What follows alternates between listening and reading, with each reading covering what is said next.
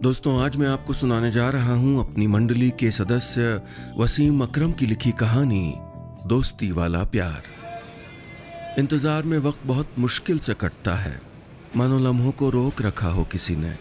इतनी देर में कितनी ही ट्रेनें तो आके जा भी चुकी थी, मगर अमित को जिससे जाना था उसका कुछ भी अता पता नहीं था। अनाउंसमेंट पर कान लगाए वेटिंग रूम में एक बेंच पर बैठे बैठे घबराहट में कभी वो घड़ी देखता तो कभी मोबाइल में रनिंग स्टेटस देखता।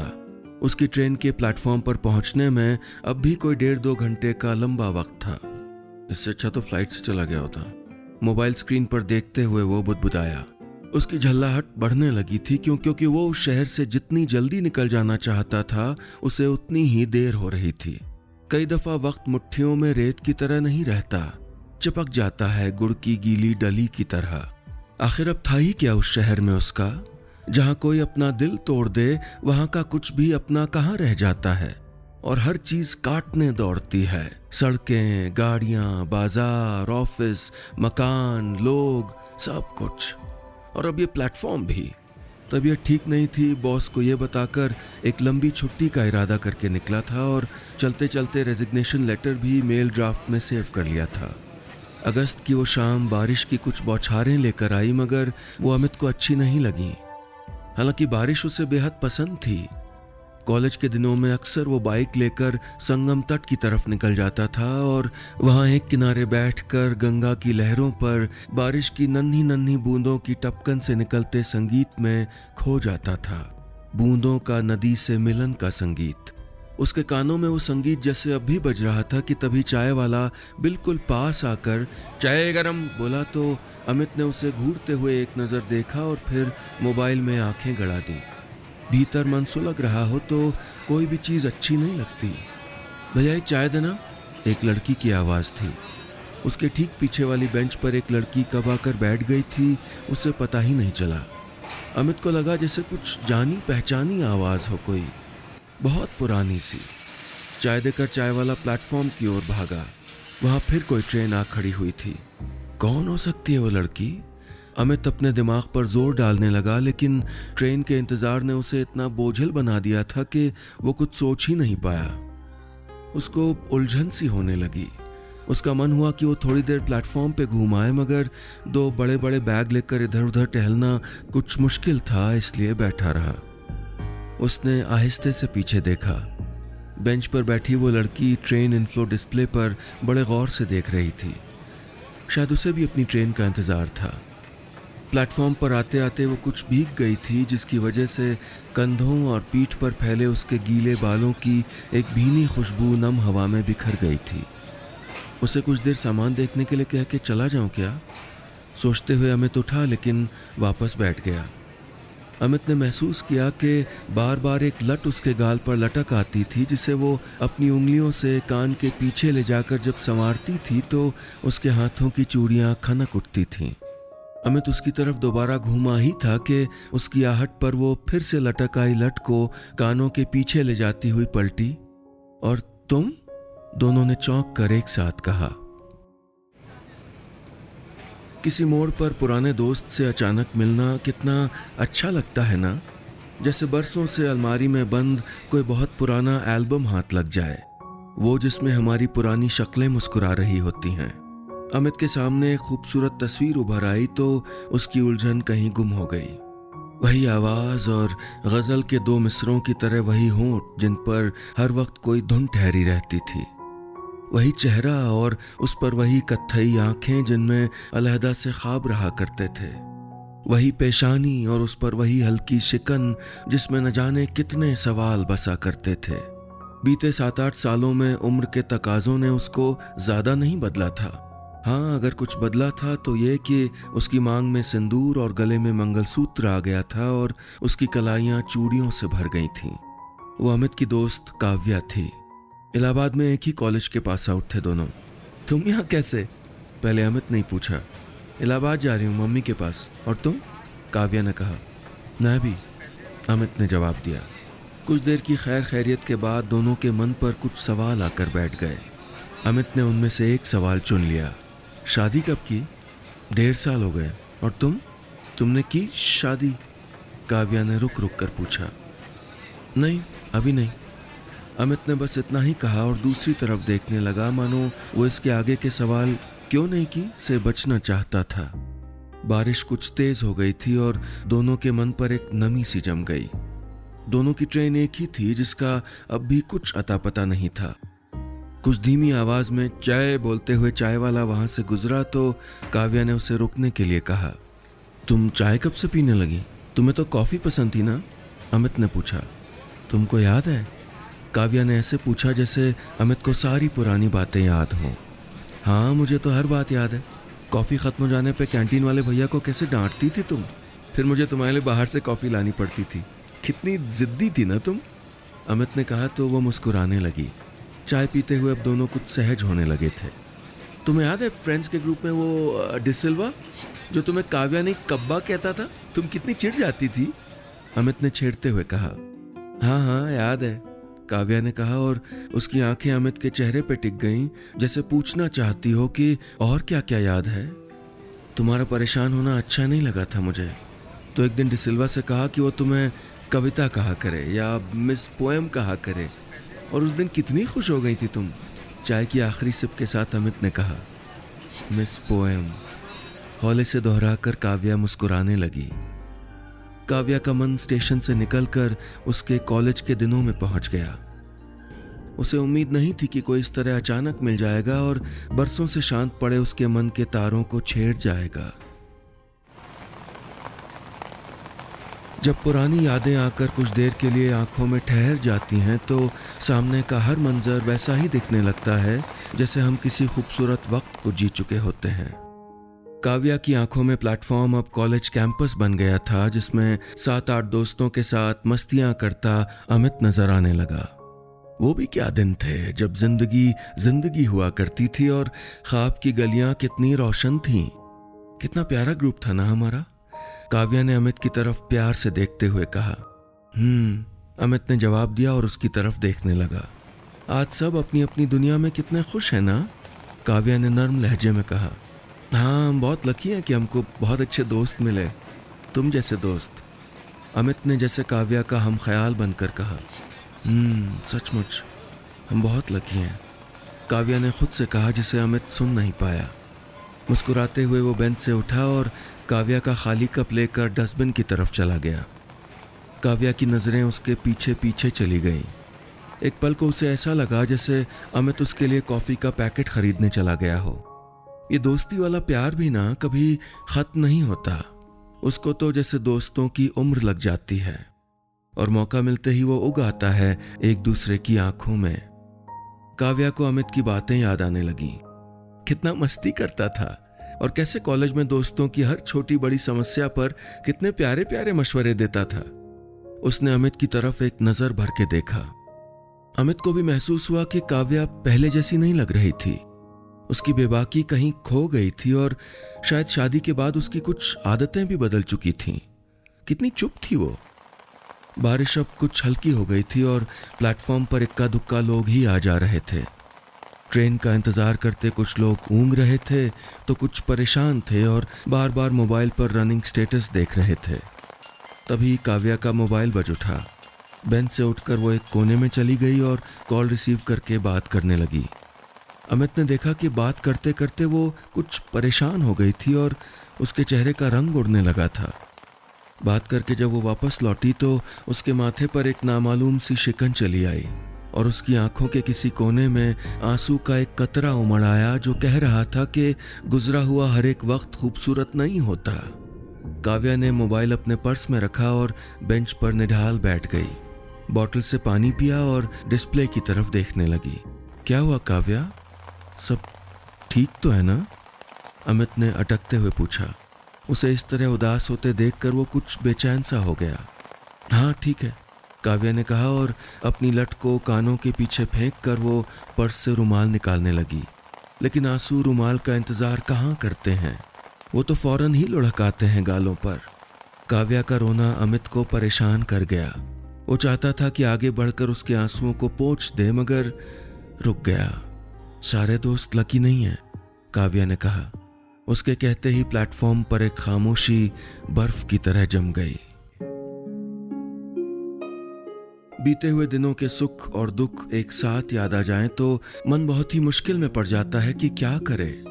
सुखों पर मुस्कुराए या फिर दुखों पर उदास हो जाए, क्या करे। अमित काव्या की आंखों की नमी महसूस कर रहा था। आखिर क्या वजह थी कि वो उदास थी? क्या था जो उसे भीतर भीतर खाए जा रहा था? अमित जिस काव्या को जानता था वो दिल और दिमाग से बहुत मजबूत लड़की थी, टूट नहीं सकती थी। और अब उसके सामने बेंच पे जो काव्या बैठी थी वो कमजोर लग रही थी, रो रही थी। आंसू कमजोरी की अलामत हैं और दोस्ती वाला प्यार एक दोस्त की आंखों में कभी आंसू नहीं देख सकता। उसका अपना मन दोस्त के लिए कहीं चुपके से रो देता है। अमित की नजर उसकी नम आंखों पर जा ठहरी। उसने उसका बैग परे किया और बेंच पर बिल्कुल उसके करीब से रखाया। हे, व्हाट हैपेंड? सारे दोस्त लकी नहीं, इसका क्या मतलब है काव्या? क्यों कह रही हो ऐसे? काव्या खामोश रही लेकिन उसके गाल भीग गए। क्या तुम मुझे भी नहीं बताओगी कि हुआ क्या है? अमित ने प्यार से पूछा। काव्या ने आंसू पोंछे और उसकी ओर देखने लगी। उसे कॉलेज के दिनों का वो अमित याद आ गया। ऐसे ही तो पूछता था वो, प्यार से, जब वो किसी बात पे नाराज हो जाती थी। लेकिन न चाहते हुए भी सब कुछ बताना पड़ता था उसको। आज भी काव्या कुछ नहीं छुपा पाई, सब बताती चली गई। काव्या के पापा ने अपने दोस्त के बेटे से उसके रिश्ते की बात की थी। मना करने की कोई वजह नहीं थी, लेकिन कुछ दिन बाद उसे मालूम हुआ कि उसके पति को किसी और से प्यार था और काव्या से शादी तो उसने अपने जिद्दी पिता के दबाव में आके की थी। छोटी छोटी बातों को लेकर आए दिन वो लड़ने लगा। कुछ दिन तो काव्या ने किसी तरह बर्दाश्त किया, लेकिन कब तक करती?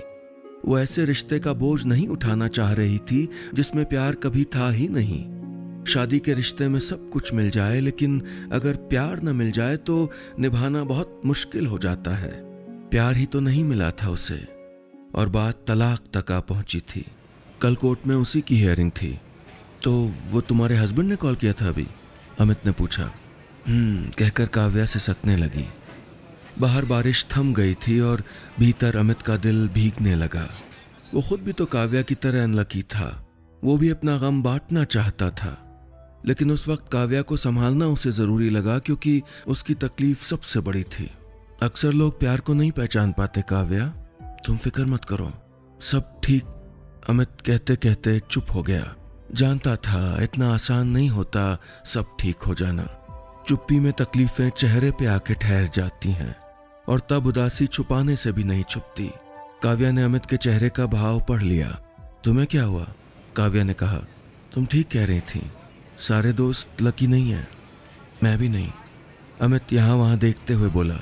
कोई दर्द जुबान पर आ जाए तो नजरें कहीं और देखने लगती हैं और कुछ कहते नहीं बनता। काव्या ने अमित की हथेली पर अपनी हथेली रख दी।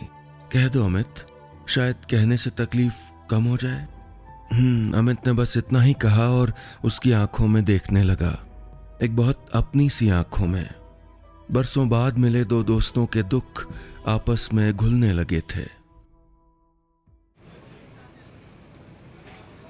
प्यार जितना ही खूबसूरत होता है, अलगाव उतना ही तकलीफ देह। दिल के साथ कितनी ही उम्मीदें टूट जाती हैं, कितने ही सपने बिखर जाते हैं। अमित को बिल्कुल उम्मीद नहीं थी कि निशा इस तरह उसकी जिंदगी से दूर चली जाएगी अचानक, ये कहकर कि उसके पापा इस रिश्ते के लिए राजी नहीं हैं। निशा ने अमित को कुछ कहने का एक मौका भी नहीं दिया था, इसलिए वो टूट गया था और हर चीज से दूर भागने लगा था। पता है, मैं निशा से इतना प्यार करता था कि उसके बिना एक पल के लिए जीना मुश्किल था। I love Nisha very much, Amit ने कहा। उसकी हथेली काव्या की हथेलियों में बंद थी। उसका नाम निशा था? काव्या ने धीरे से कहा। मुझे समझ में नहीं आया कि मैं क्या करूं। हमारे बीच अचानक वो उसके पापा कैसे आ गए? नहीं, मुझे लगता है कि पापा सिर्फ एक बहाना थे। वो खुद दूर हो रही थी मुझसे। शायद महसूस कर रहा था मैं कुछ दिनों से, पर नहीं रोक पाया उसे। कहते कहते अमित एकदम रुआंसा हो गया। उसने काव्या को अपना सारा हाल कह दिया, सब कुछ। वो कहता रहा और काव्या चुपचाप सुनती रही, अपनी हथेलियों में उसकी तकलीफ महसूस करती रही। कुछ देर की खामोशी के बाद काव्या ने पूछा, तो तुम छुट्टी लेके नहीं जा रहे बल्कि शहर से दूर भाग रहे हो? अमित ने कोई जवाब नहीं दिया, उसकी तरफ देखता रहा एकटक। अमित को याद हो आया, कॉलेज में अक्सर काव्या ऐसे ही पूछती थी, तो तुम्हें सिन्हा सर से नहीं पढ़ना, तुम्हें तो क्लास बंक करके कैंपस में जाके मस्ती काटनी है ना।